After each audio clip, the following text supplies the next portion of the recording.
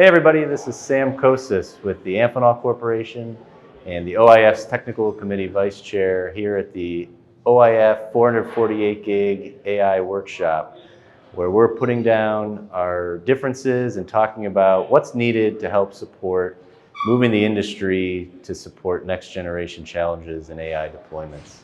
We're focusing on a lot of different trade-offs that have to be made at the connector interfaces, system architectures, trying to figure out the right mix of technologies to move the industry forward at the pace that we're being asked to do so. I'm involved with a lot of development in the interconnect, focusing on how the interconnect meets the chip, meets the module interfaces.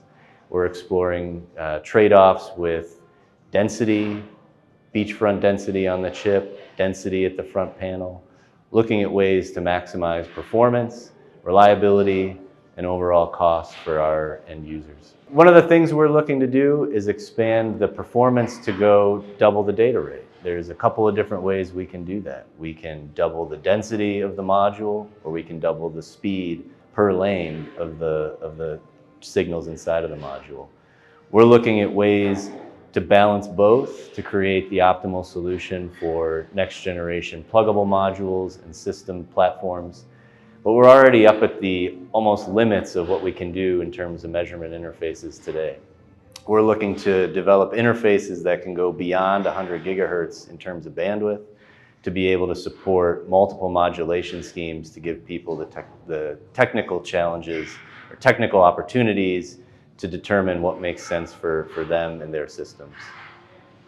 One of the more exciting projects that we're working on in the OIF is our high-density connector interface, where we're looking to formalize what the requirements are for a new module form factor that can help support trade-offs of higher bandwidth, either higher density or higher data rate, and get overall throughput to a level where people can develop new systems that can scale out and scale up to support the challenges for AI deployments.